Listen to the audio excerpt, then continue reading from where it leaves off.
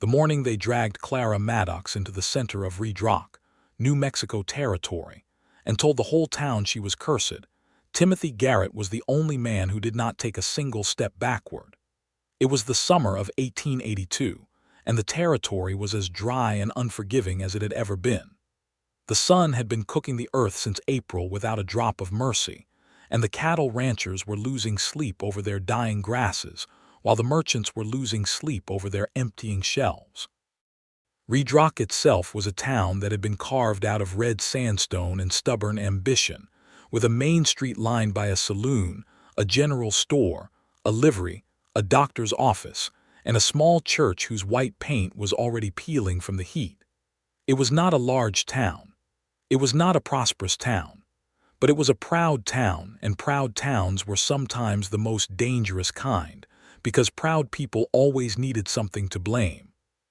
Clara Maddox had arrived in Redrock 3 weeks before all of this, stepping off the stagecoach with a single leather trunk and a quiet dignity that made several of the men on the boardwalk tip their hats without knowing exactly why.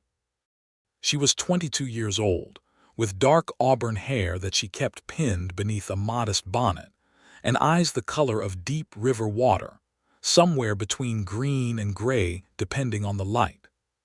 She carried herself with the careful stillness of someone who had learned very young that the world watched women closely and judged them quickly, and she had come to Redrock because her late father's sister, a woman named Hattie Maddox, had written her a letter in the spring saying there was work at the general store and a room above it if she was willing.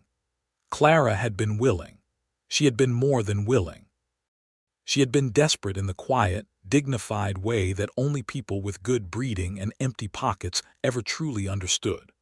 Her father had died in the winter of 1881, leaving behind a mountain of debt and a small farm in southern Colorado that the bank had swallowed whole before the snow had even melted.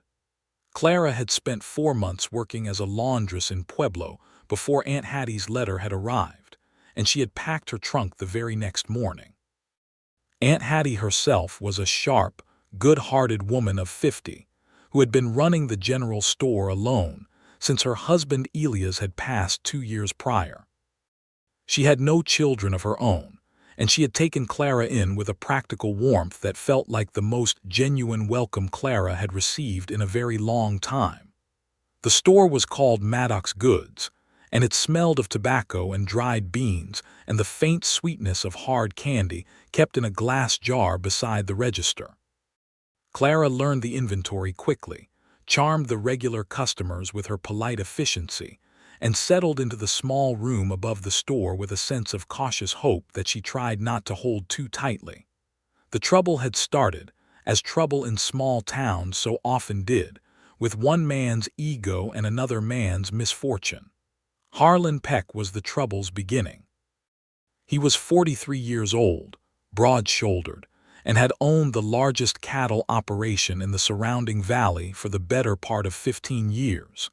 He was also a widower, and he had decided, with the particular certainty of a man accustomed to getting what he wanted, that Clara Maddox would make a fine second wife.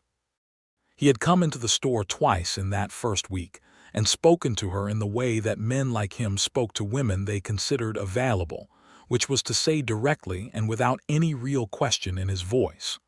Clara had been polite. She had been pleasant. But she had made clear, with the gentle firmness she had developed from years of navigating men who mistook kindness for invitation, that she was not looking for a husband and was happily employed by her aunt. Harlan Peck was not a man who heard the word no gracefully. The following week, 3 things had happened in quick succession that the town of Redrock took note of. Old Gerald Pruitt's barn had caught fire, destroying half his winter hay stores. Martha Klein's youngest boy had broken his wrist falling from a fence, and the creek that fed the north pastures had dropped to barely a trickle.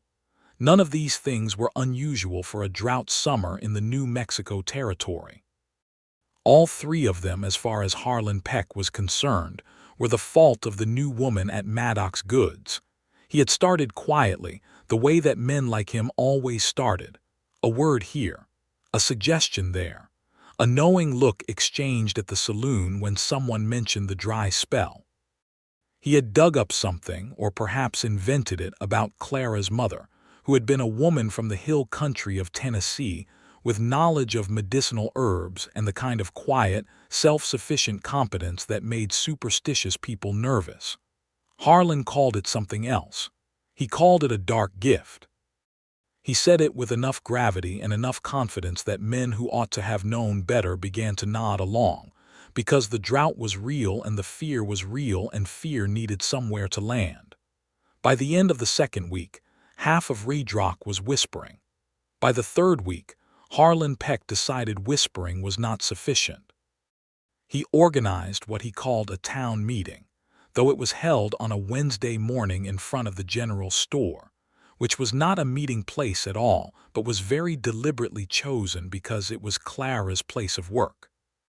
He gathered a crowd of perhaps 30 people, most of them men, some of them women who had been frightened by the whispers into believing that something had to be done. He stood in the middle of the street in his good boots and his silver belt buckle, and he told them, with the theatrical gravity of a man who had been rehearsing, that Clara Maddox had brought a curse to Redrock the day she arrived. He listed his evidence with the confidence of a preacher delivering scripture: the fire, the broken wrist, the dying creek, the fact that the drought had worsened since her arrival, the fact that 2 of his own cattle had taken sick.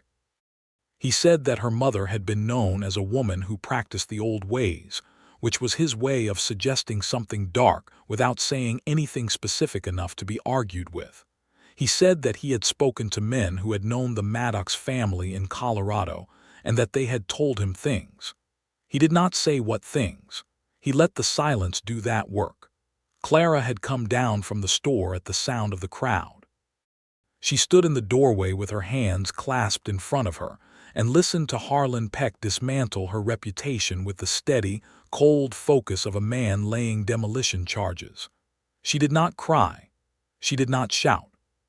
She was very still, in the way that she had learned to be still when the world was being enormously unjust, which was a stillness that came from somewhere deep and hard inside her, a kind of bedrock beneath the fear. Aunt Hattie had pushed past her and was already shouting at Harlan that he was a fool and a liar and a man with the emotional complexity of a fence post, which was accurate but was not doing much to change the mood of the crowd. Several men were muttering that Clara ought to leave. A woman in the back was crying. Whether from fear or guilt, it was impossible to say. 2 of Harlan's ranch hands were standing at his shoulders like bookends, arms crossed, wearing expressions of borrowed authority. It was into this scene that Timothy Garrett rode. He came down the main street from the north end at an easy walk, his bay horse moving with the unhurried confidence of an animal that had covered a great many miles and was not inclined to rush. Timothy himself was 27 years old, lean and sun-dark in the way of men who worked outdoors from first light to last, with brown hair that curled slightly at the collar and eyes of a particular shade of warm amber that looked almost gold in the morning light. He wore a battered wide-brimmed hat, a faded blue work shirt, and boots that had seen better years. He had a Colt revolver on his hip that he wore the way working men wore their tools, practically and without drama. He was not a famous man. He was not a rich man. He was a cowboy by trade and by inclination, and he had been riding through Redrock on his way south to pick up work on a ranch near the Texas border. He had not planned to stop for more than a meal and a night in the livery. He had not planned on any of this. He pulled his horse up at the edge of the crowd and sat there for a moment, reading the scene with the quick, instinctive assessment of a man who had grown up learning to read situations fast because getting them wrong could cost you dearly. He saw Harlan Peck holding court. He saw the muttering crowd. He saw the 2 heavy-set bookends. He saw Aunt Hattie spitting fire from the doorway. And then he saw Clara. He saw the way she was standing, very still, very straight, with her hands clasped and her chin level, and her river-colored eyes watching Harlan Peck with a dignity that was costing her something enormous to maintain. He saw the small muscle working in her jaw. He saw that she was afraid, but that she had decided a long time ago that fear was not going to be the thing that moved her. Something shifted in Timothy Garrett's chest, in the quiet, fundamental way that things shift when they are rearranging themselves for the long term. He swung down from his horse and tied the reins to the hitching post with the easy motion of long habit, and then he walked through the crowd.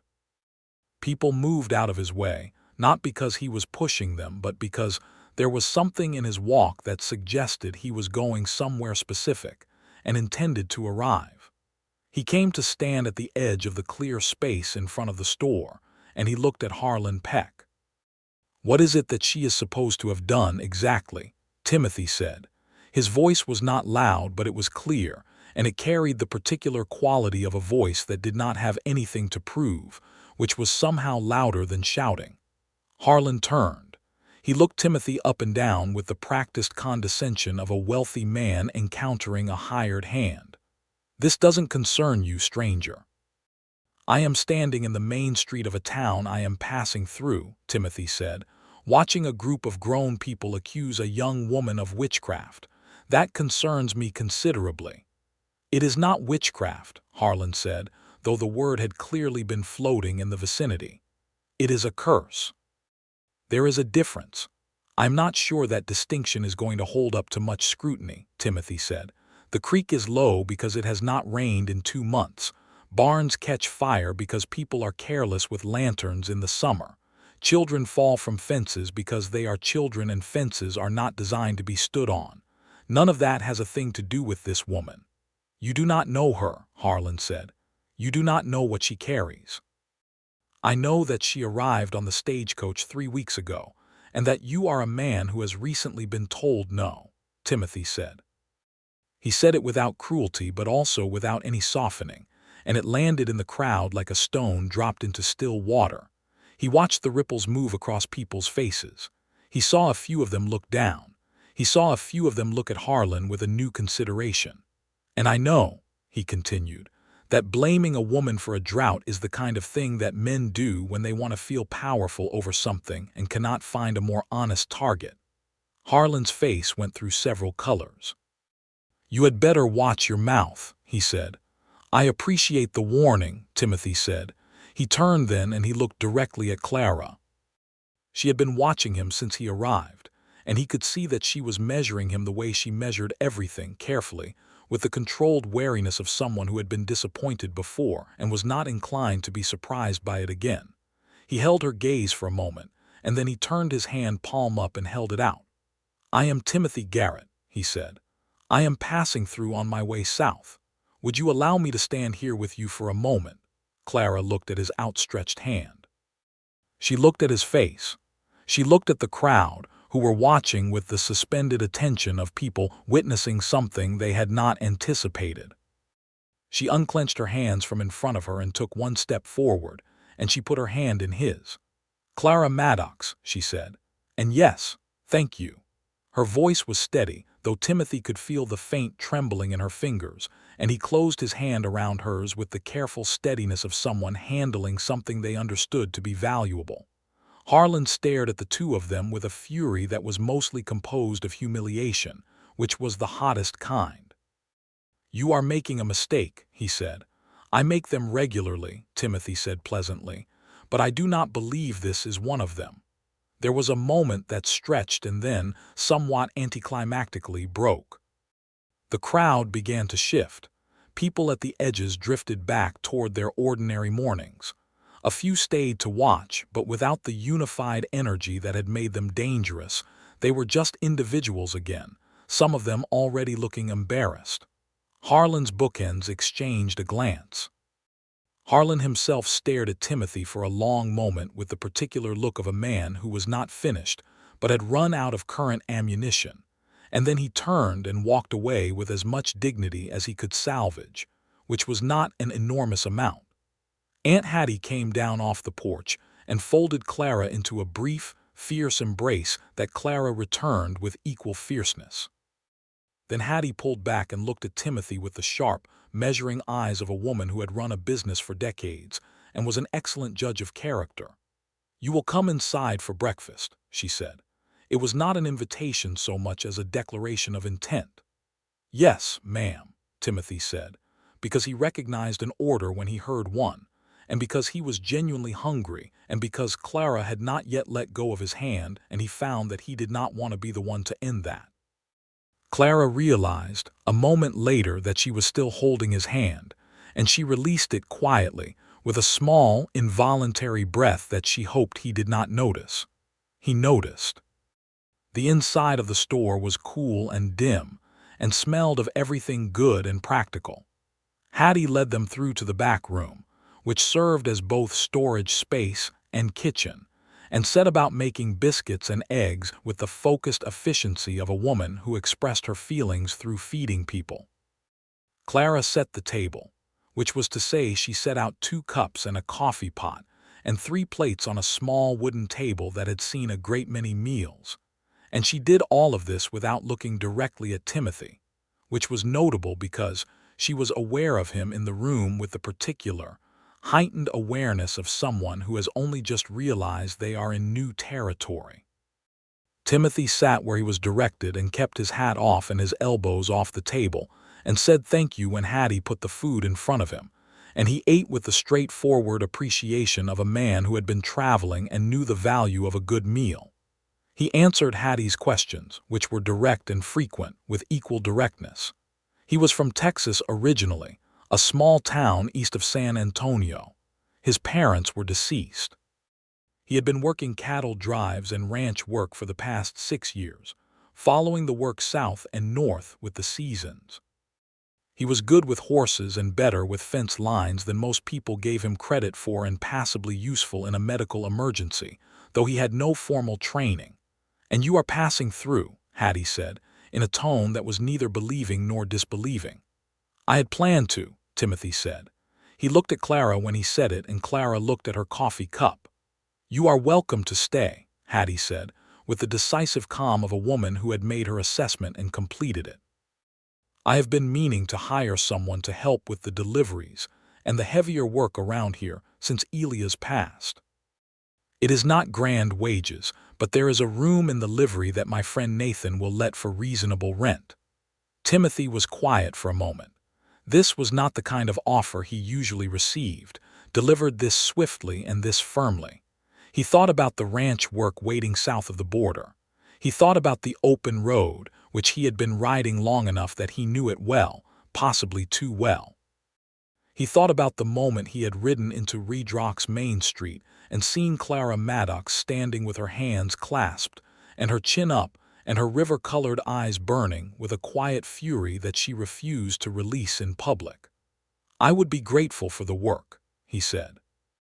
Clara looked up then, and their eyes met across the small table, and it was the kind of meeting that does not require any embellishment because the recognition is already complete. Something passed between them, something careful and curious, and shot through with the first, faint warmth of something that neither of them was yet willing to name. Hattie saw all of it and said nothing, which was its own kind of wisdom. The days that followed established a rhythm.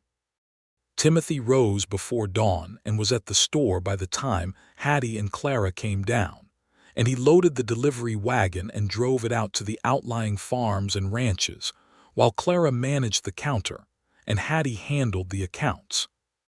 In the late afternoons, when the heat began to ease toward something merely punishing rather than absolute, he would find other work to do, mending shelving or repairing the steps that had been rotting for the better part of a year, and often Clara would come out and hand him a glass of water and they would talk.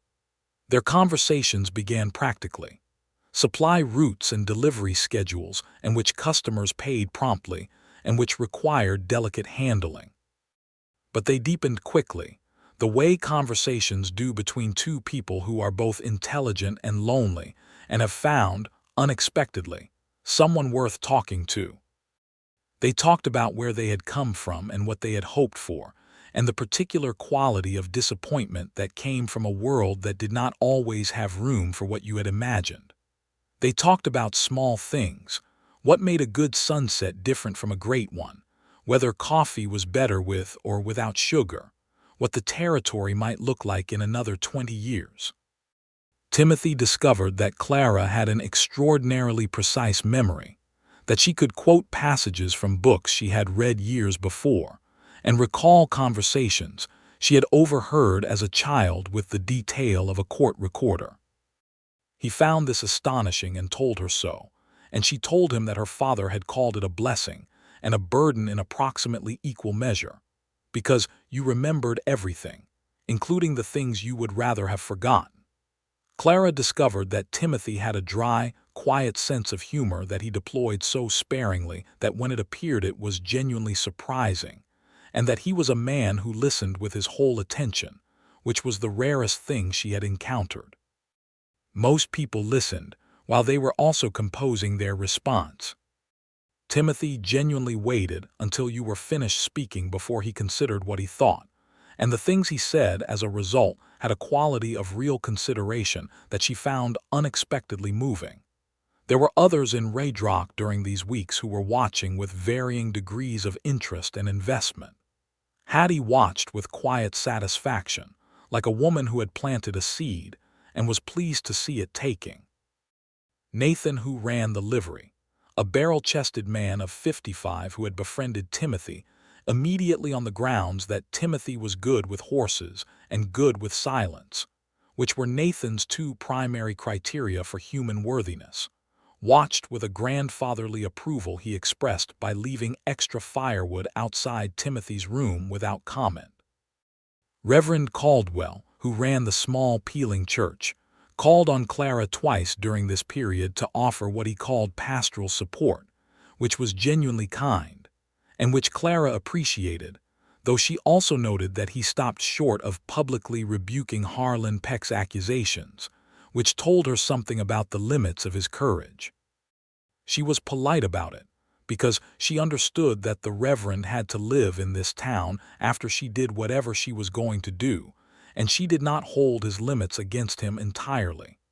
Harlan Peck himself was a presence that did not disappear. He came into the store twice in those weeks, both times on the pretext of purchasing something, and both times he managed to find himself in a position where he could speak quietly to Clara in the way that men manage when they want to deliver a message without witnesses. The first time he told her that she ought to reconsider her situation. The second time he said that Redrock was not a town that made room for people who did not belong. Neither time did Clara give him the response he wanted, which was fear. She thanked him for his concern and returned to her work, and after he left she stood at the back of the store for a few minutes with her eyes closed and her hands flat on the counter until the shakiness passed. She did not tell Timothy about these visits immediately. She was not sure why. It was partly pride, and partly the desire to manage her own troubles without drawing someone else into them, which was a deep instinct in her. But the second visit sat in her chest uneasily, and on the evening of the day it happened, she and Timothy were sitting on the steps of the store in the cooling dark, as they had begun to do most evenings, and she found herself saying it without having planned to. "Harlan came back today," she said. Timothy had been watching the last color leave the sky. He turned to look at her. "What did he say?" she told him.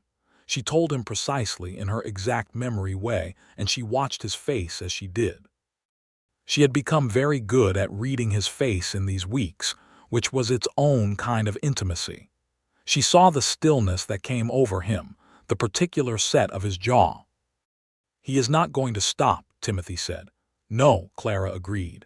"Are you afraid of him?" She considered this honestly, because Timothy was someone she had decided to be honest with. "I am afraid of what he can do to this town's opinion of me," she said. "I am less afraid of him personally, which perhaps I ought to be and am not." "You are not afraid of the right things," Timothy said, and there was something in his voice that she could not quite read, something warm and rueful. "What is the right thing to be afraid of?" she asked. He looked at her for a moment in the dark, and the lamplight from the store window was catching the gold in his eyes. "I am not sure any more," he said quietly. "I had a clear idea of it when I rode into this town. It is becoming less clear by the day." Clara understood what he meant, and the understanding settled in her with the slow, certain warmth of something that was not going to blow away. She looked back at the darkening street and they sat together in the comfortable silence that had become one of her favorite things about him, the fact that being quiet with him never felt like absence. "I need to deal with Harlan myself," she said eventually. "Not because I do not value your help, because I do, more than I know how to say. But because if this town is going to accept me, it has to be because they believe in me. Not because they are afraid of you." "I understand that," Timothy said. "What do you want to do?" "I want to find out what he told people about my mother, where he got his information or his fabrications, whatever they are, and I want to address it directly." She paused. "I would like to speak at the Sunday service." Timothy looked at her. "The Reverend will allow that." "I believe I can persuade him," she said. She could, and she did. She went to see Reverend Caldwell the following morning, and she sat across from him in his small study that smelled of old paper and tobacco, and she made her case with the calm, methodical precision of a woman who had prepared thoroughly. She did not ask for his protection or his endorsement. She asked only for 5 minutes at the beginning of Sunday's service, before the sermon, to address the community. She told him plainly that allowing the current atmosphere of accusation to continue was doing harm to his congregation's character as much as to her reputation, and that a man of God might consider it his responsibility to provide a space for truth. Reverend Caldwell, to his credit, agreed. He looked somewhat ashamed of himself when he did, which Clara thought was appropriate. On Sunday, the church was fuller than it had been in months, because word had gotten out and people in small towns, whatever their faults, did not miss a thing they had been told might be interesting. Harlan Peck was present, seated near the front with his arms folded, wearing the expression of a man who was confident in the outcome of a proceeding he had already decided. His 2 ranch hands were in the back. Timothy was seated to Clara's right, and when she had come in and found him already there, he had simply nodded once, and she had felt the steadiness of him like a hand placed between her shoulder blades. Hattie was on her left, wearing her best dress and a hat with a yellow silk flower on it that she reserved for occasions she considered important. Clara stood at the front of the church. She was wearing a dress the color of deep sage green, which had been her mother's favorite color, and she had left her bonnet off so that people could see her face. She stood and she looked at the congregation, and she took one slow breath, and she spoke. She spoke about her mother first. She told them that her mother, Clara Maddox, had been a woman of remarkable knowledge, passed down through her family for 3 generations, about the medicinal properties of plants and herbs. She said that her mother had delivered babies and treated fevers and set bones in the hill country of Tennessee, where there had been no doctor within 2 days' ride, and that she had done this without any supernatural assistance, only with knowledge and care, and the particular competence of a woman who paid attention to the world around her. She said that calling this knowledge a curse or a dark gift was the kind of thing that ignorant or frightened or vindictive people did, and that she believed the people of Redrock were better than that. She spoke about the drought.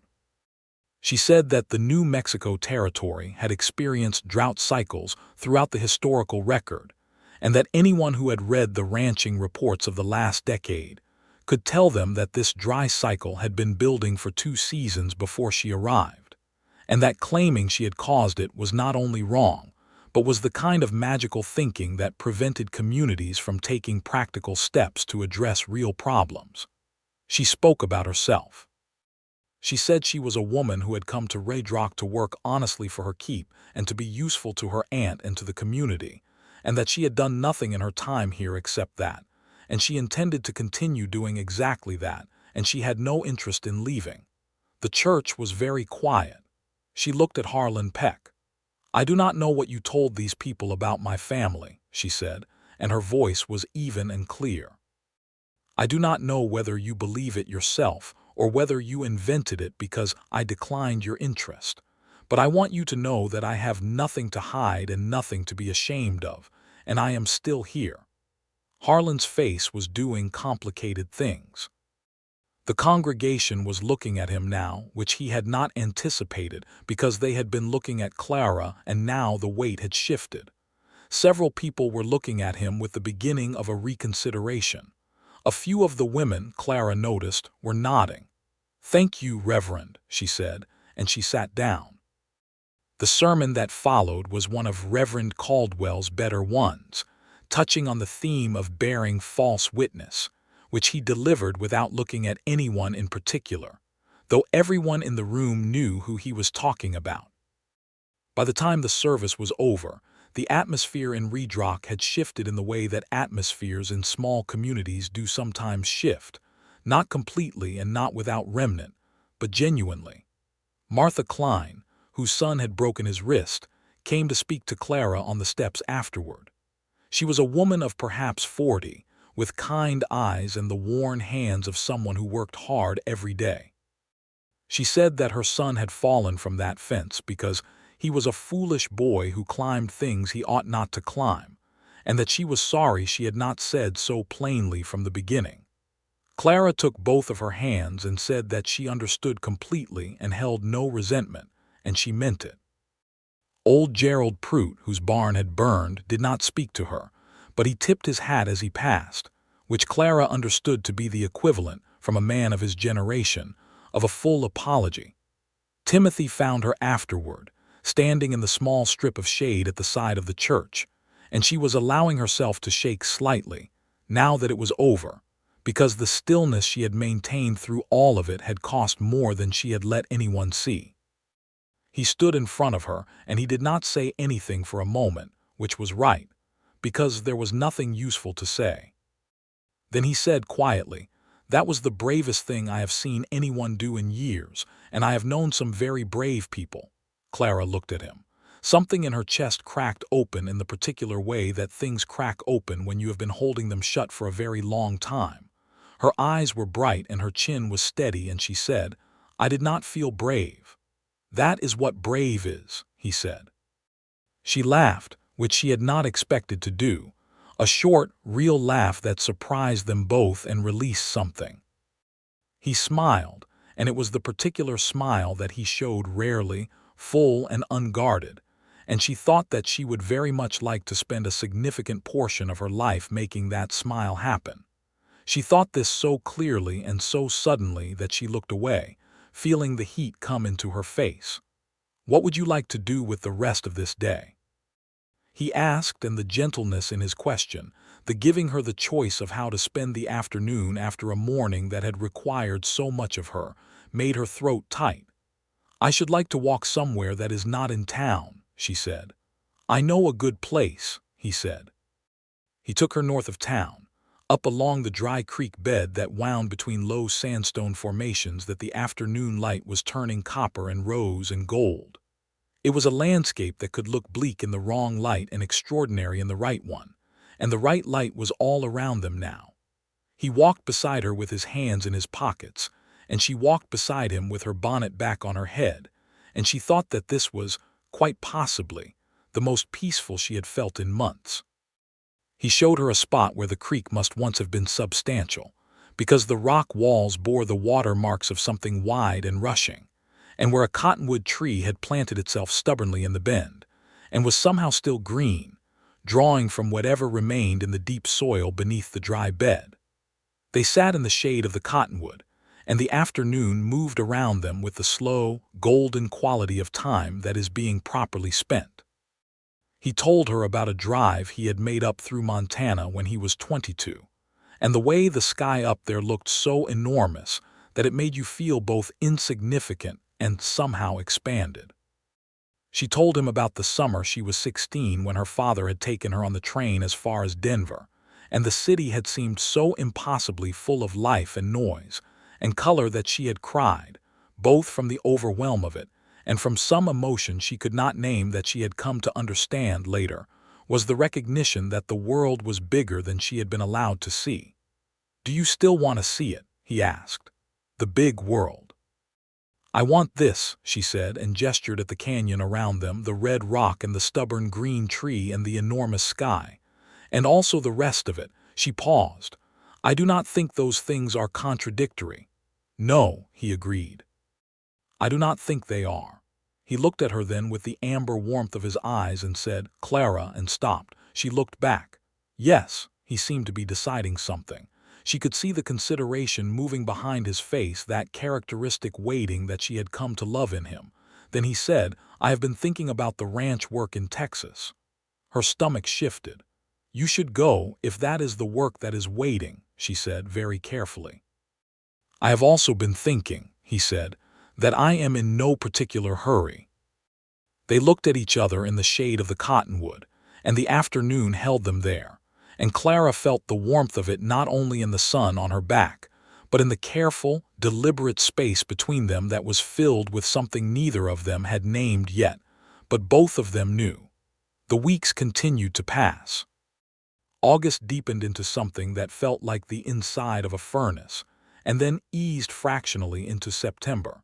And with September came the first real suggestion that rain might be possible somewhere in the future, a change in the quality of the air, a certain smell at night.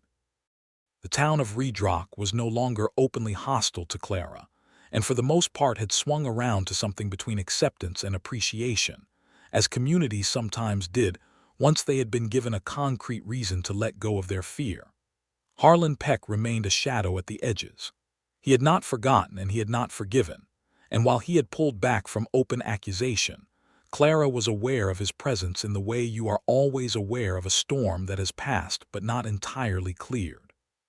He watched from across the street sometimes. He spoke to his ranch hands in ways that stopped when she came near. She did not let herself dwell on it too long, because dwelling was not useful, but she filed the awareness away carefully. The work at the store had expanded in good ways. Hattie had given Clara more responsibility with the accounts, having discovered that Clara's precise memory extended to numbers, and that she had a genuine instinct for inventory management that Hattie described as a gift from her father, who had apparently been an excellent if unlucky farmer. Timothy's deliveries had opened up 2 new customer relationships with outlying homesteads whose families had previously made the long ride to town only once a month, and the additional business was noticeable. On a Tuesday in mid-September, Timothy came back from the morning deliveries and found Clara in the back room writing in the accounts ledger, and he stood in the doorway for a moment watching her before she looked up. When she did, he was holding something. It was a small bunch of wildflowers, the kind that grew in the canyon wash, yellow and orange and dusty purple, the sort of flower that survived in conditions that discouraged everything more delicate. He held them out to her with the particular directness that characterized everything he did, without ceremony or excessive preamble. "These were growing near the cottonwood," he said. Clara set down her pen. She looked at the flowers. She looked at him. She took the flowers carefully, both hands, and brought them close. They smelled of warm earth and something faintly sweet. "Thank you," she said, and her voice was a little softer than she had intended. "I thought of you when I saw them," he said simply. "They grow where nothing ought to grow."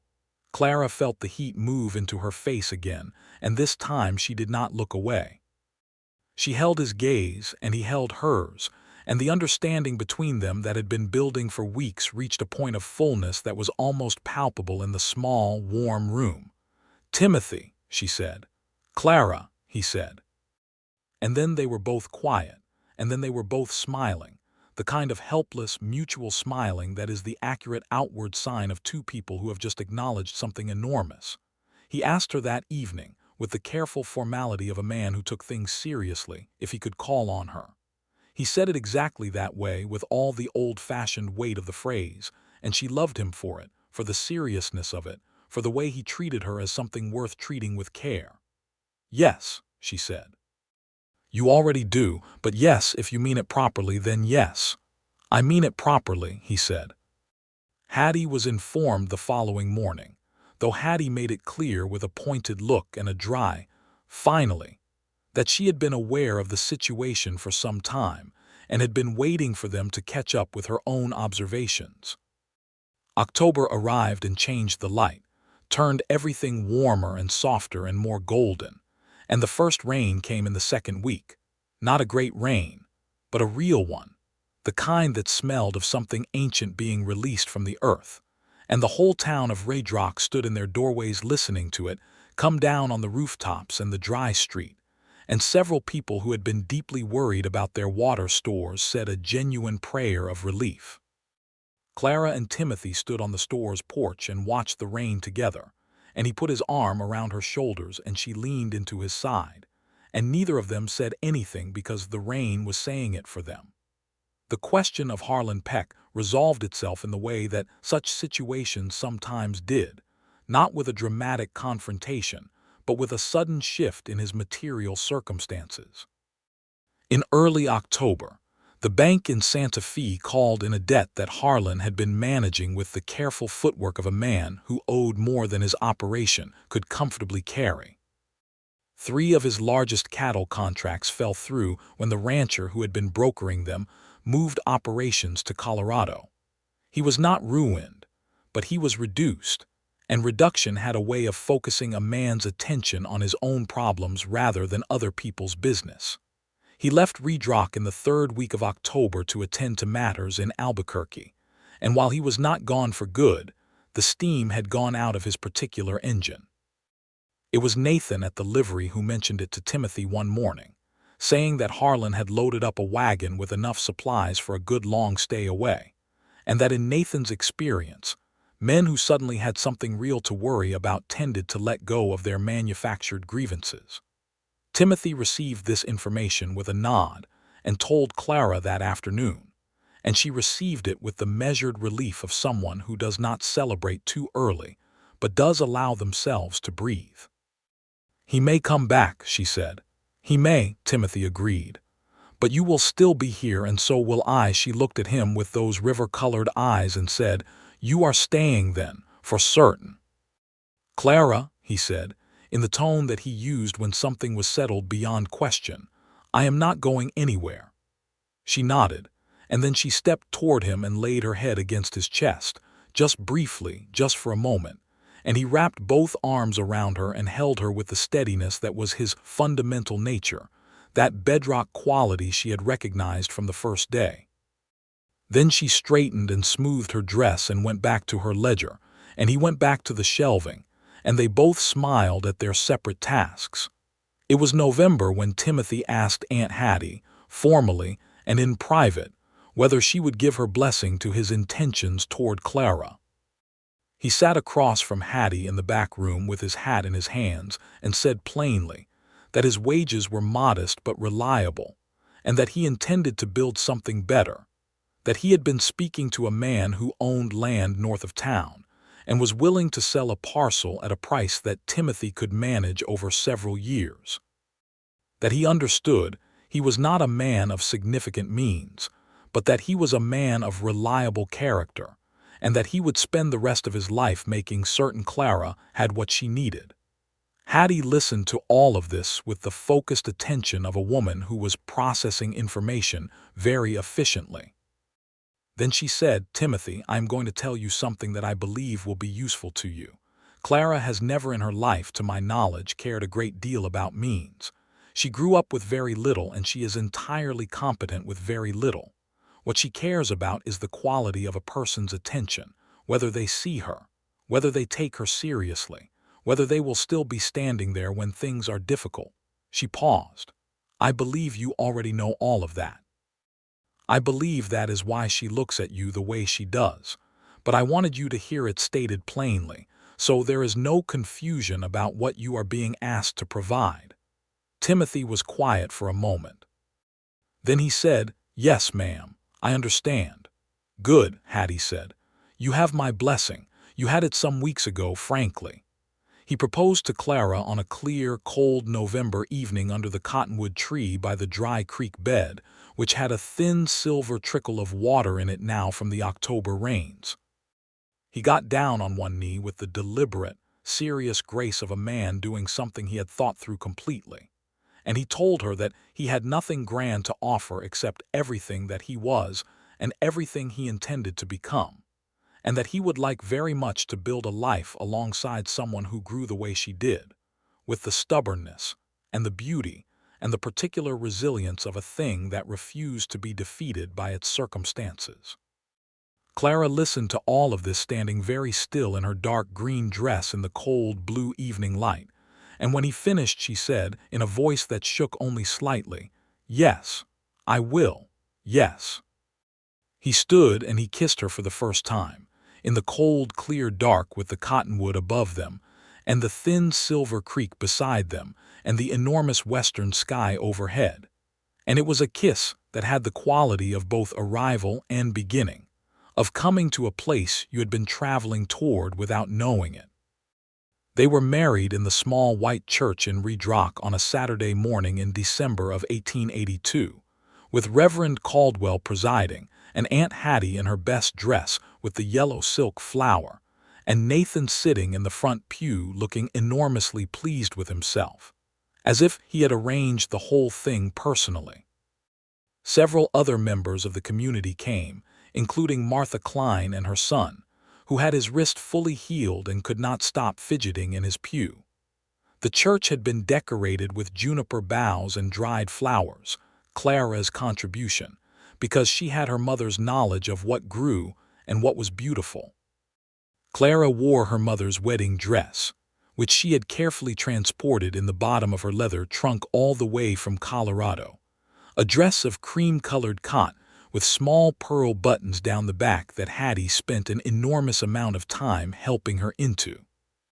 Timothy wore his cleanest shirt and a coat he had borrowed from Nathan that was slightly too broad in the shoulders but was otherwise fine, and he stood at the front of the church and watched Clara come down the aisle on Hattie's arm, with an expression on his face that Reverend Caldwell would later describe, in his private journal, as the look of a man who cannot believe his good fortune and is simultaneously completely convinced that he will do his best to deserve it. Clara looked at Timothy when she reached him, and he looked at her, and she took both of his hands in both of hers, which was not strictly traditional but was entirely right. "I am glad you rode into Redrock," she said, quietly enough that only he could hear. "So am I," he said, "every day." They said their vows in the clear, firm voices of two people who meant every word, and when Reverend Caldwell pronounced them husband and wife, Nathan cheered, which was sufficiently unprecedented from a man of Nathan's general silence that everyone else laughed and then joined in. The winter of 1882 into 1883 was a real winter, cold and sometimes fierce, with snow that came down from the north and lay for days on the red earth, and turned the canyon landscape into something stark and beautiful and entirely itself. Clara and Timothy lived above the store that winter, in the room that had been Clara's, which was bigger than the livery room and warmer and considerably more suitable for two people beginning a life together. They expanded into it gradually, in the small accumulations of a shared life, his books beside hers on the shelf, his boots beside hers at the door, the way the lamp was always lit when he came in from the cold. They talked in the evenings with the unguarded ease of people who have decided that the other person can be trusted with the real versions of their thoughts. She told him about her father, about what he had been before the debt and the hard years and the farm that could not quite make itself work despite everyone's effort, that he had been funny and curious and enormously fond of her in the way that fathers are when daughters happen to be exactly the person they most admire. Timothy told her about his own father, a man of fewer words and greater silences who had been good with horses and not as good with people, and who had nonetheless taught Timothy by example most of what he knew about quiet reliability and the dignity of honest work. She read to him sometimes in the evenings from the books on their shelf, because she read well and he was the kind of person who listened well, and there was a particular pleasure in that combination. He told her stories from the drives, from the long months on the open range with nothing but sky and cattle, and the company of men who expressed everything through understatement. And she listened and asked questions that made him see it all slightly differently than he had before. In the spring, Timothy began work on the land parcel north of town.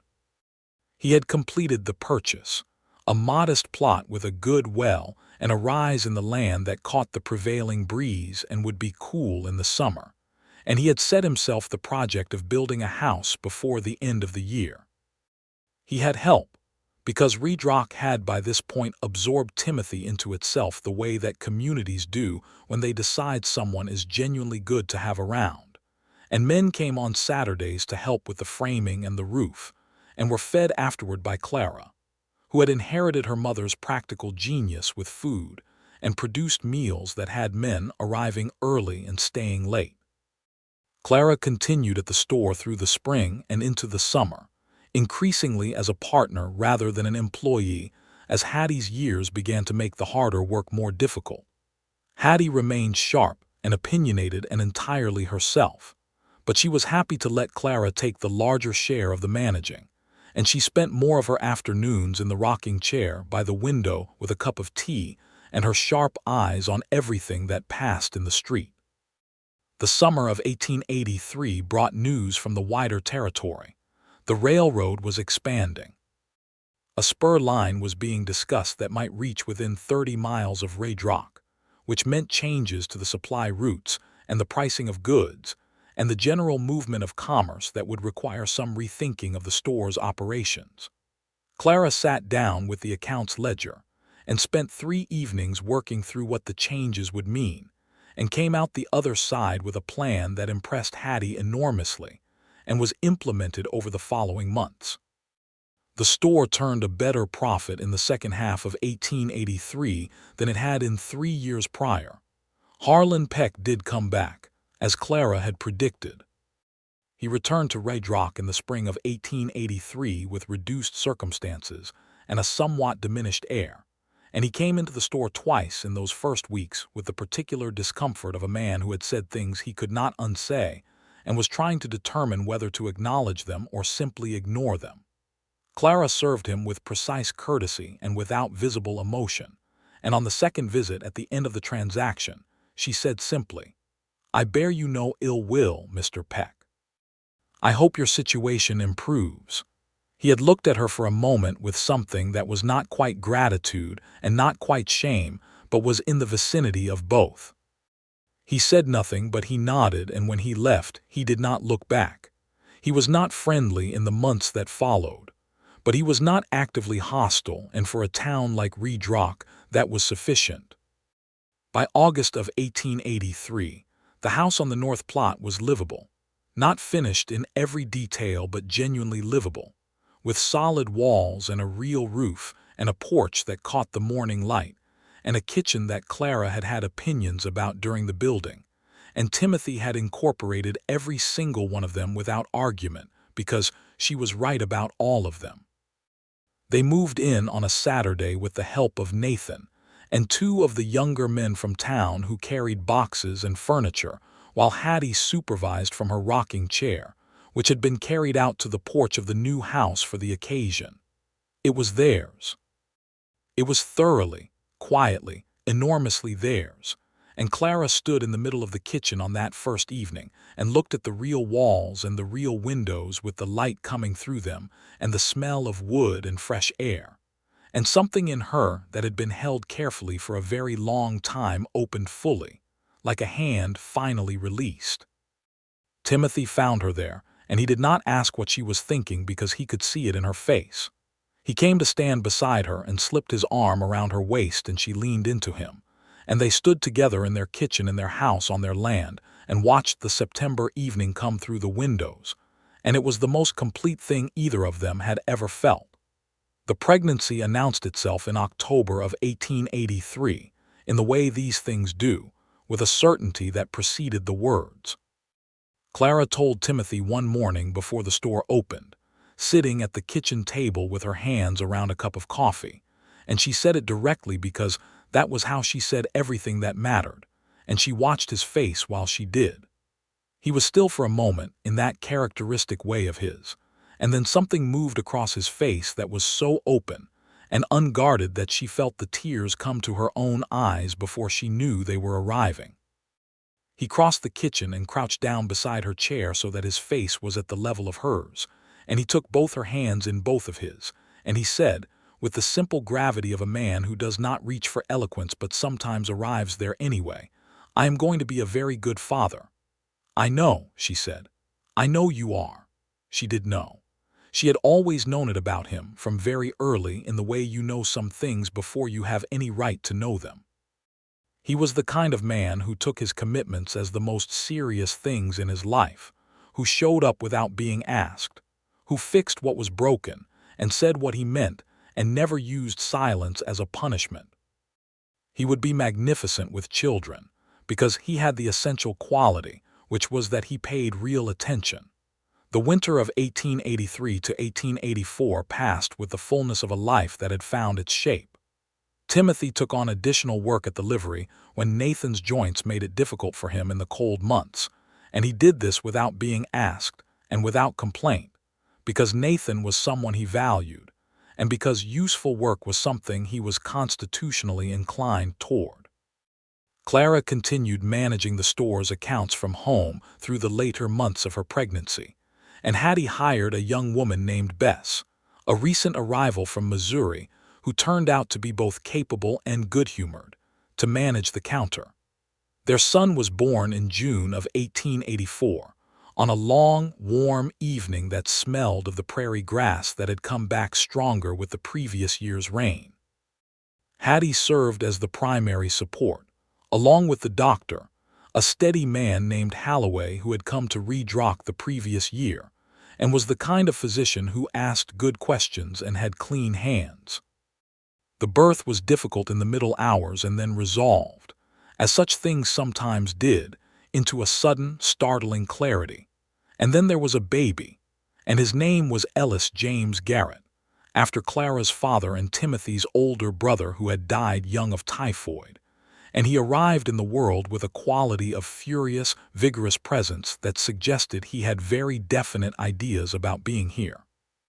Timothy held his son for the first time with the focused, reverent care of a man holding something immeasurably important, and he said nothing for a long time, just looked down at this entirely new person who had his own dark auburn fuzz, and was already looking up with the unfocused but determined intensity of a creature who was going to require a great deal of attention. When he finally looked up at Clara, who was watching him from the bed with exhausted, radiant eyes, he said, "He is extraordinary." "He looks like a very red potato," Clara said. Timothy laughed, which he immediately tried to quiet and then failed at entirely, and Clara laughed too, and Ellis startled at the sound and made a face that involved his whole small body, and the room was full of light. The years that followed were the kind that accumulate into a life. Not dramatic in the way that the arrival in Redrock and the business of Harlan Peck and the church and the Cottonwood proposal had been dramatic, but filled with the real substance of living alongside someone you have chosen completely. Ellis grew with the voracious speed of children in the territory, who seemed to understand early that the world was large and there was a great deal to learn about it. He had Clara's memory and Timothy's patience, which turned out to be a combination that produced a child who absorbed information at an alarming rate, and then applied it with a calm, methodical thoroughness that made the schoolteacher, when the town acquired one in 1885, describe him privately to Clara as the most interesting 7-year-old she had ever encountered. He also had Clara's stubbornness and Timothy's sense of humor, and the combination of these, when applied by a small person to the question of bedtime, was genuinely formidable. The town of Redrock itself grew in those years, slowly but genuinely, as the territory continued to develop. New families came in, bringing with them the varied textures of people from different places, and the community expanded and complicated itself in the natural way of living things. The church got a new coat of paint, white and bright, and the saloon got a competitor when a man named Graves opened a second establishment on the south end of the street. A telegraph office arrived in 1885, which connected Redrock to the wider world in a way that made Hattie pronounce it the finest day of her recent years, because she had been waiting on a communication from her cousin in Denver for 3 weeks, and now it arrived within hours.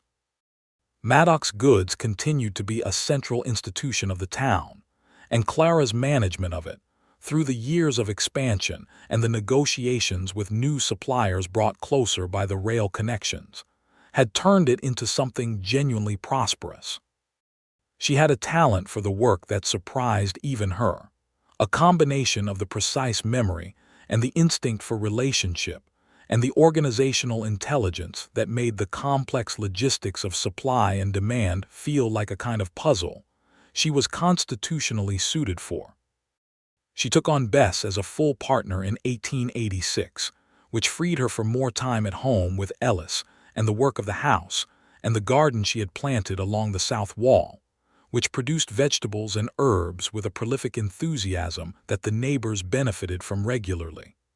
Timothy had built up a small operation of his own, alongside the work he did for Nathan, and the odd ranch jobs that still came in seasonally. He had acquired 3 horses and a small herd of cattle on the north pasture, nothing grand but steady, and the land they were on was good land that was becoming better with attention. He was known in the community as someone whose word was reliable, whose work was thorough, and who could be called on in a difficulty, which were the things that mattered most in a place like Redrock. Nathan retired from the livery in 1886, at the age of 61, having decided that his joints had earned the right to cease complaining about the cold by staying closer to the fire. He sold the business to a young man named Cooper who came with good recommendations and turned out to be genuinely skilled with animals, and he moved into a small house on the edge of town, where he spent his days in conditions of companionable quiet that seemed to suit him enormously. He came to supper at Timothy and Clara's house most Sundays, because that had become the established arrangement, and Ellis considered him something adjacent to a grandfather, which Nathan accepted with a gruff pleasure that fooled no one. Hattie had a harder winter in 1887, her chest giving her trouble in the cold months in ways that alarmed Clara and sent her across to the store several times a day to check on her aunt. The doctor came regularly and prescribed rest and warmth, and a reduction in the heavier work, all of which Hattie received with the magnificent skepticism of a woman who had made it to her late 50s through a combination of stubbornness and will, and was not planning to change her methods now. But she conceded the heavier work to Bess, and she spent more of those winter months at the house with Clara and Timothy and Ellis, which Clara was grateful for in the way that you are grateful when you understand that time is not unlimited. Hattie recovered in the spring with a definiteness that impressed the doctor and surprised no one who knew her.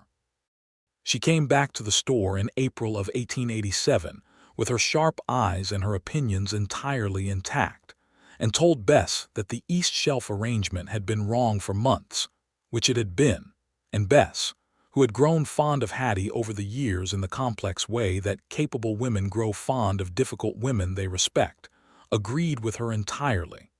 The second child arrived in late August of 1887.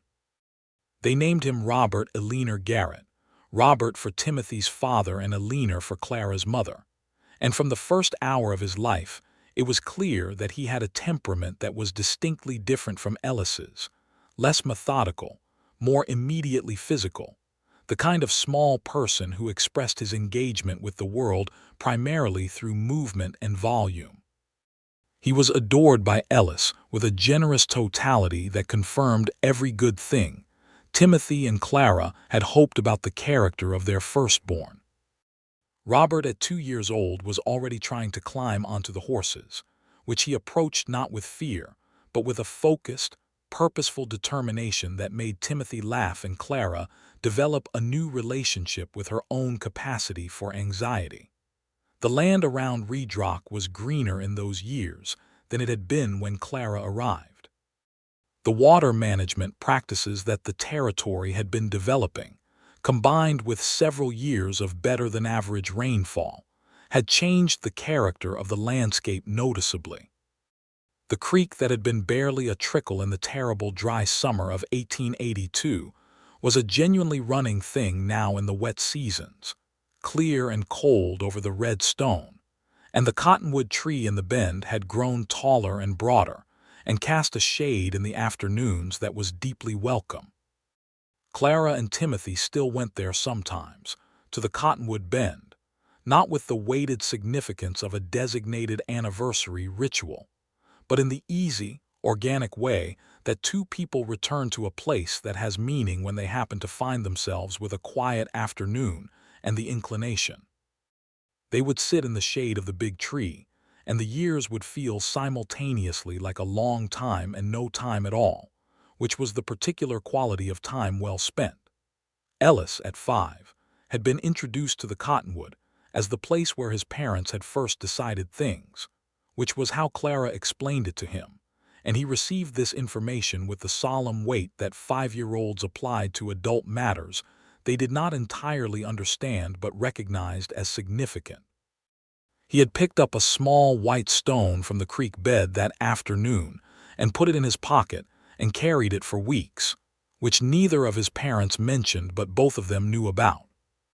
In the spring of 1888, a family named Ruiz arrived in Redrock from the territory to the south, a father and mother and 4 children, who were part of the longer-established Mexican community of the region, and who had come north looking for work when their previous arrangement had fallen through.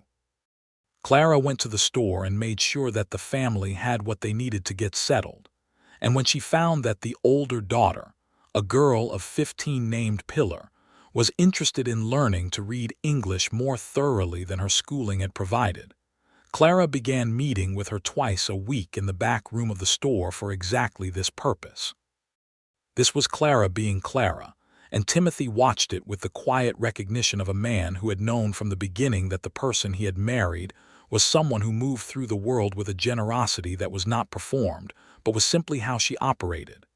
He mentioned it to her once, that he admired it, and she looked at him with those river-colored eyes and said, "My mother taught people things when they needed to know them. I think it is the most useful thing any of us can do with what we know." He had thought about that for a long time afterward. The matter of the injustice that had been done to Clara when she first arrived in Redrock had never been formally addressed, in the way that injustices in those years and in those communities were rarely formally addressed. There was no mechanism for it, no proceeding or acknowledgement beyond what Clara herself had made in the church that Sunday morning, and the informal shifting of the town's opinion that had followed. But it was not forgotten. Clara carried it with the matter-of-fact clarity that she carried everything, aware of it and clear-eyed about what it had been and what it had come from, which was the fear of an insecure community and the vindictiveness of a wounded man and the broader, older habit of societies to find women convenient targets for things they could not explain. She talked about it with Timothy one evening in their kitchen, when Ellis and Robert were both asleep and the house was quiet and she was mending by lamplight and he was reading, or not reading, watching her. "Do you know what I think about it now?" she said. "Tell me," he said.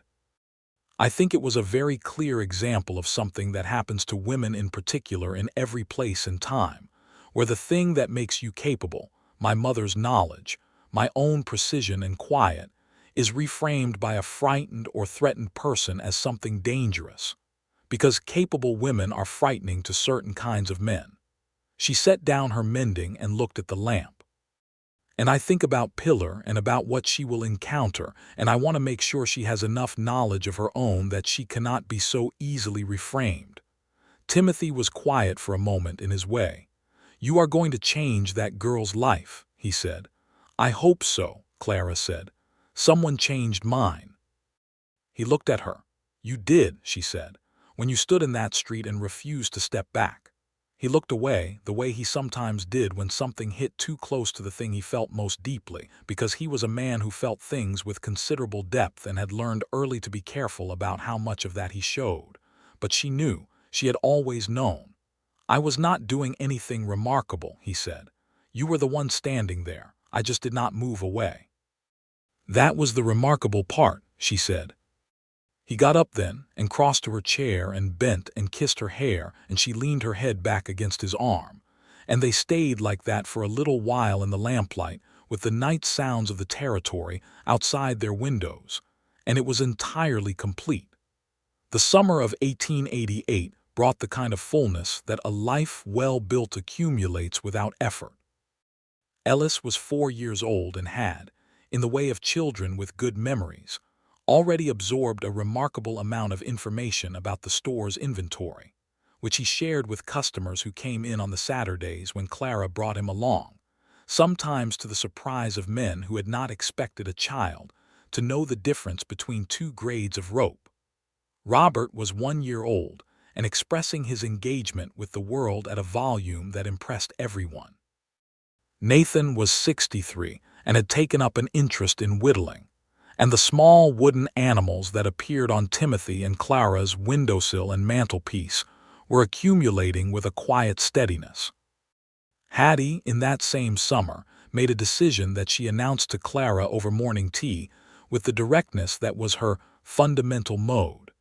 She was transferring half the ownership of the store to Clara, formally and legally, with papers drawn up by the territorial lawyer who came through Redrock twice a year. She said that she had been intending to do this for some time and had been waiting until the store's financial position was such that it was clearly worth the doing, and that position had been achieved, and so here they were. Clara set down her cup. "Aunt Hattie," she said. "Do not argue with me," Hattie said. "I was not going to argue," Clara said. "I was going to say thank you." Hattie made a sound that suggested she had prepared arguments against objections that were now unnecessary and was mildly inconvenienced by their absence. Then she reached across the table and took Clara's hand, and for a moment her sharp face softened into something that was entirely love. "Your father was my brother," she said, "and he was a good man who had bad luck. You are his best thing. I am glad you came to me." Clara held her aunt's hand and did not trust herself to speak for a moment. Then she said, "I am glad too, every day." They sat in the warm morning of the store's back room and drank their tea and were, both of them, exactly where they were supposed to be. The years continued to build. Timothy's cattle operation grew in the measured, patient way that he did everything, not rushed but not stalled, each year adding something that the previous year had made possible. By 1889, when New Mexico Territory was moving through the complicated political conversations that would eventually result in statehood, the Garrett operation north of Redrock was a genuinely solid thing. 40 head of cattle, the 3 original horses expanded to 8, a barn that Timothy had built with his own hands over 2 winters with help from Ellis, who was now 5, and had decided that building things was one of the best activities available, which was an assessment Timothy shared entirely. Robert had developed by 1889 into a small person of enormous physical enthusiasm and a sweetness of temperament that continually surprised everyone who had expected the volume to be matched by difficulty. He was loving in the uncomplicated, wholehearted way of certain children who seem to arrive already convinced that the world is good and the people in it are to be trusted, which kept Clara simultaneously grateful and gently watchful, because she understood that such a temperament required particular care. Pilar Ruiz finished her English reading work with Clara in the fall of 1888 and had, by the following year, taken on work as an assistant to the new schoolteacher, a position that suited her entirely and that the schoolteacher, a patient woman from Missouri, described as an absolute stroke of luck. Pilar came to see Clara twice a month, and they talked about everything from books to the territory's politics, and Clara thought of her as something like a younger sister, which Pilar, whose biological sisters were considerably younger, clearly valued. Christmas of 1889 was the fullest one yet. The house on the North Plot had acquired, over the years, the particular quality of a house that has been genuinely inhabited, that has accumulated the marks of a real life without apology. The kitchen smelled of the spices that Clara kept in her mother's ceramic jars.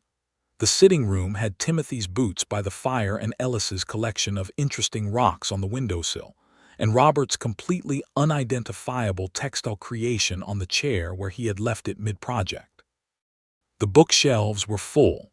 The windows had curtains that Clara had made herself from fabric Hattie had given them. Hattie came for Christmas dinner and brought Bess and Bess's husband, a quiet carpenter named Thomas who had arrived in Redrock that spring, and Nathan came and brought his newest whittling, which was a small horse of extraordinary detail that he placed in Ellis's hands without comment, and which Ellis received with a reverence appropriate to receiving a treasure. The table was too small for everyone, which meant someone had brought in the outside table and put it alongside the indoor one, and the resulting irregular surface was covered with food and lamplight, and the overlapping voices of people who were genuinely happy to be in each other's company.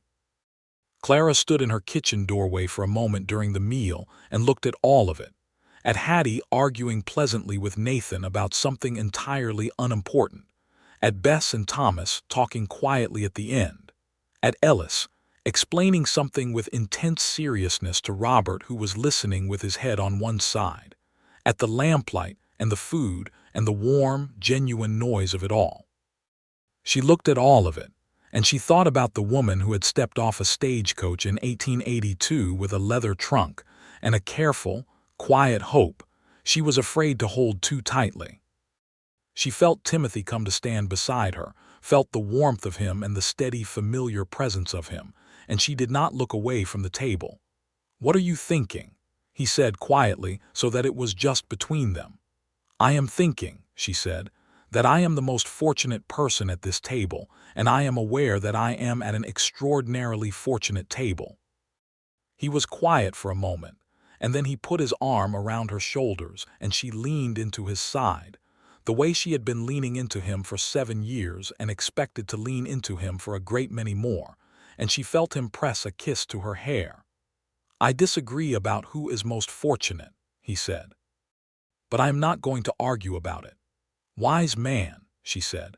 Robert had noticed them and was now watching with the intense scrutiny of a 2-year-old observing something he was filing away for future consideration. He waved at his mother with the whole-arm enthusiasm that characterized his approach to most things. She waved back. He looked satisfied and returned to his listening.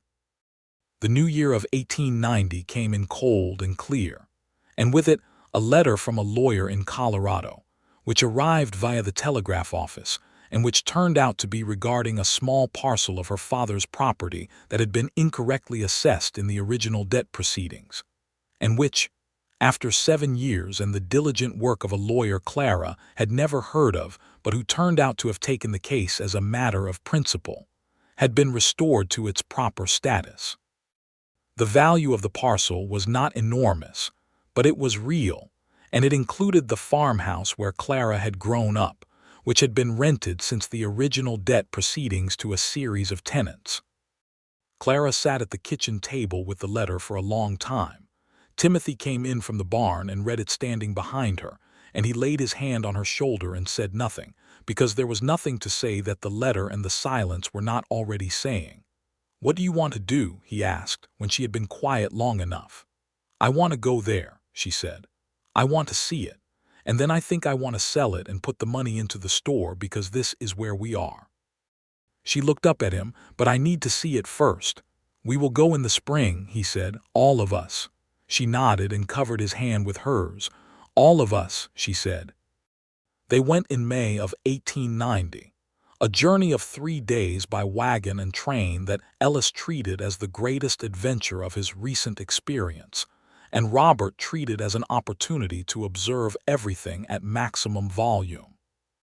Clara sat on the train through the southern Colorado landscape with her hands in her lap, and watched the familiar country come back to her out the window, the particular shade of the grass, and the way the mountains stood to the west, and she felt the years fold and unfold like something being aired out.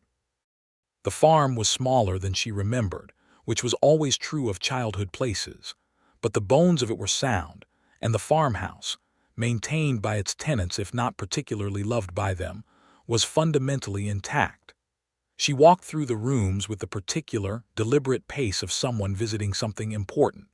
She stood in her father's study, which was empty now, and she thought about him with the uncomplicated love and measured grief of someone who has had years to settle into both. She thought about all the ways he had prepared her, and all the ways the world had not cooperated with his plans, and she thought about the particular quality of his laugh, which she still heard sometimes in her memory, and she was grateful that her memory was the kind that held onto things. Ellis and Robert ran through the overgrown kitchen garden with the anarchic freedom of children released from travel, and Timothy walked the property with the assessing eyes of a man who understood land. And Hattie, who had made the journey with them because nothing would have induced her to miss it, sat on the porch of the farmhouse in a chair that one of the previous tenants had left behind, and watched her niece and said nothing, which was its own kind of accompaniment. Clara came and sat beside her on the porch in the afternoon, when the light was long and golden, and the boys were somewhere in the back field, and Timothy was inspecting the well. "Do you regret leaving Colorado?" Hattie asked. Clara considered this honestly, as she always did. "I regret the circumstances that made leaving necessary," she said. "I do not regret the leaving," Hattie nodded. "I regret that father did not get to see how it turned out," Clara said. "He would have been very pleased," Hattie said. "He was always saying that you would find your way. He said it to anyone who would listen, which was occasionally embarrassing but also typical of him." Clara smiled. "I know," she said. They sat on the porch in the long Colorado afternoon and listened to the sound of the boys and the wind in the field grass, and it was a very good way to spend time. The property sold in July of 1890 to a farming family who came with a letter of reference from their previous landlord, and who had 4 children who ran through the farmhouse during the showing with the same anarchic energy that Ellis and Robert had brought, which Clara took as a favorable sign.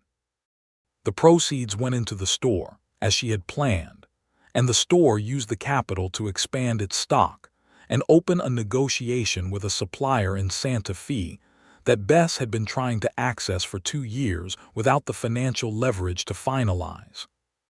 The letter from the Colorado lawyer, it turned out, had been initiated by a woman in the town near the farm who had known Clara's mother, and who had never been comfortable with the way the debt proceedings had handled the property, and who had engaged the lawyer on principle 20 years earlier than she had intended when her own business came to a sufficient level of prosperity.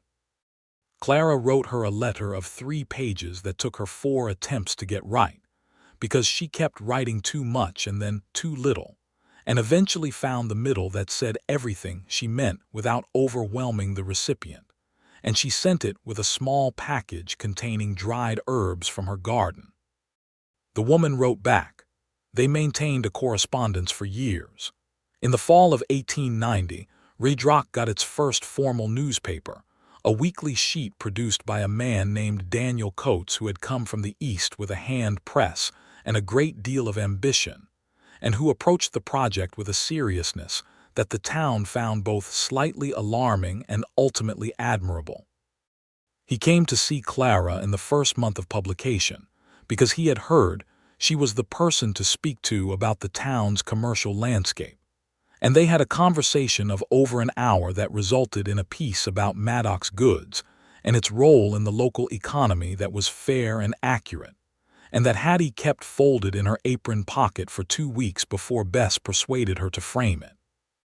Daniel Coates also, in subsequent conversations, came to understand the history of Clara's first weeks in Redrock, and he wrote a piece about it that was careful and considered, and which addressed plainly the harm that had been done by unfounded accusation, and the ways in which communities sometimes failed their newest members. It was the first time in the 8 years since it had happened that the thing had been publicly named for what it was, and Clara read the piece at the kitchen table one morning and was quiet for a long time afterward. Timothy came and read it over her shoulder and then sat down across from her. "Is it all right?" he asked. "It is more than all right," she said. "It is honest." She looked up at him. "I did not know how much I still wanted someone to say it plainly, out loud, in print, that it was wrong." "It was wrong," he said, simply and without elaboration, which was his way. "I know," she said, "but it helps to have it said." He nodded. She reached across the table and covered his hand with hers. "And I know it was your standing there in the street that started the long process of making it right. I have never lost sight of that." "You made it right yourself," he said. "In the church, you made it right in every day after." "We made it right," she said. He turned his hand over and held hers, and they sat at the kitchen table in the morning light of a house that smelled of coffee and children and the life they had built together. And it was everything. The years that came after, through the final decade of the century, continued to add their chapters to the life of Redrock and the life of the Garretts. Ellis went to the territorial school with a seriousness that made his teacher predict great things, and the teacher was the kind of person whose predictions tended to be accurate.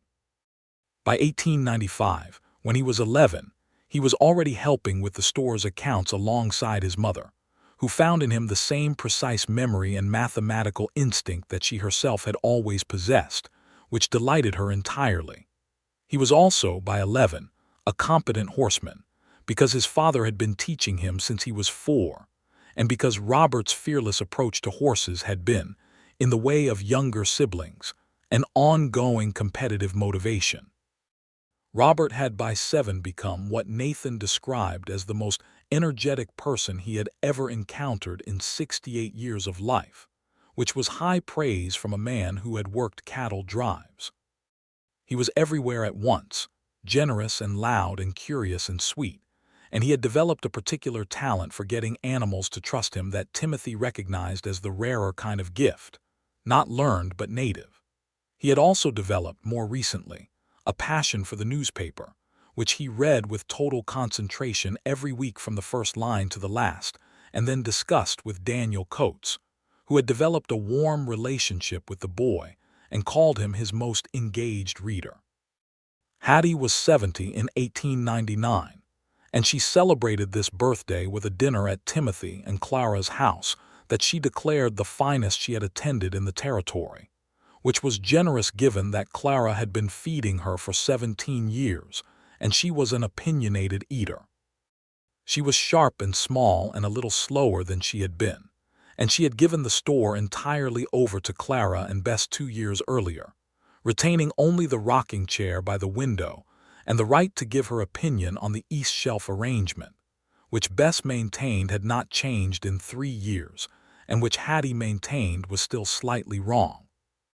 Nathan was 72 and entirely content, spending his days between his small house and the Garrett table, and had begun, in the past year, a correspondence with his sister in Kansas that the telegraph office facilitated with a warmth that Nathan's sister apparently found as restorative as he did.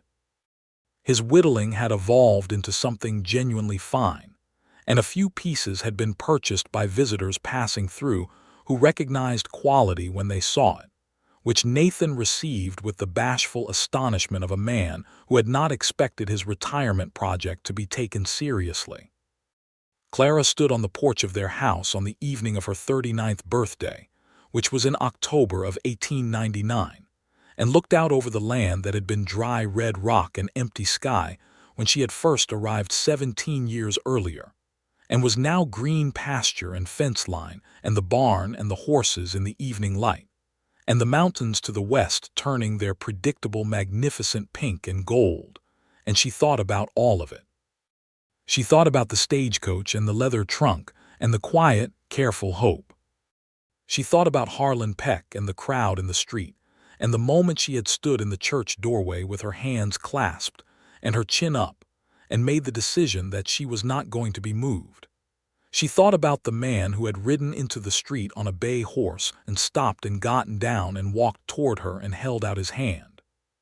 She thought about the cottonwood tree and the thin silver creek and the evening he had proposed and the way his face had looked when Ellis was born, and the kitchen and the lamp and the years and the boys and Hattie and Nathan and the store and the land and all of it. All of the accumulated genuine weight and beauty of a life that had been built deliberately, on trust and work and the specific bravery of choosing, every day, to be honest about what you felt and what you needed and who you were. She heard the screen door behind her, and Timothy came to stand beside her with 2 cups of coffee, and he handed her one and stood beside her and looked out at the land in the evening light. "What are you thinking?" he asked.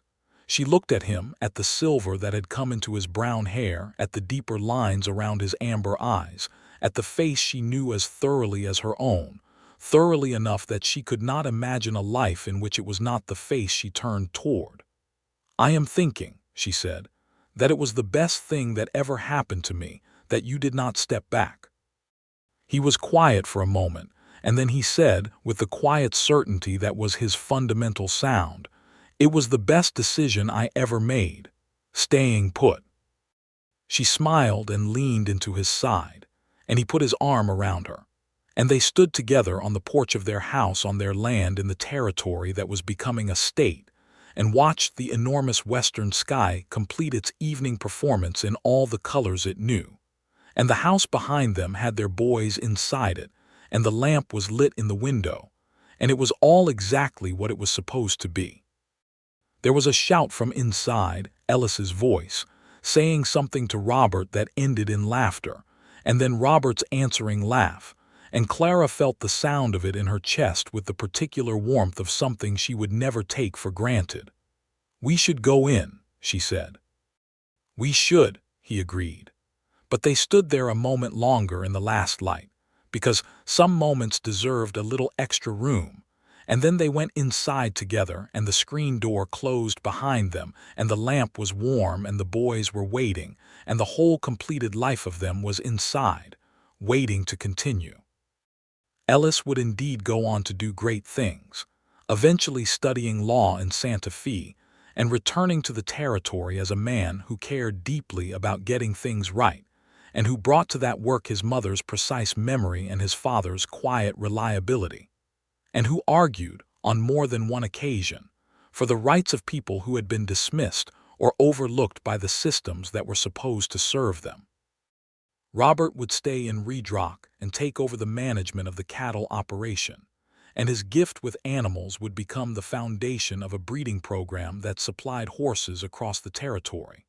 And he would also, at 23, fall in love with Pilar Ruiz's younger sister Catalina, with a directness and a generosity that made Clara cry happy tears at the wedding, and Timothy shake his hand for a very long time. Hattie would live to see the 20th century arrive with the same sharp eyes and decided opinions she had always had, and she would declare it looked promising, but she had reservations, which was Hattie's relationship with most things. Nathan would whittle his way through his final years with a contentment that was the most earned kind, having been a witness to more of life's genuine moments than most people. And the horses on Timothy and Clara's mantelpiece would number 11 by the time he finished. Maddox goods would stand in Redrock for another 30 years after Clara and Hattie's time with it, run eventually by Bess, and then by Bess's daughter, who kept the glass jar of hard candy by the register as a matter of principle and tradition, and who always knew where everything was on the east shelf, which Hattie would have approved of entirely. And Timothy and Clara would grow old in the way of people who chose well, which is to say that they grew old with the same quality of attention toward each other that they had brought to the beginning, sharpened by years into something that no longer required effort because it had become simply what they were. They would sit on that porch in the evenings and watch the sky do what the New Mexico sky always did, which was to be more than you expected, and they would talk or not talk, and it would be exactly enough. She had been told she was cursed. He had taken her hand anyway. And from that one still, deliberate moment, standing in the dust of a main street in a dry summer with the whole suspicious town watching, they had built a life that was as far from cursed as anything either of them could have imagined, which was to say it was real and full and complicated and warm, and it was theirs from the first day to the last.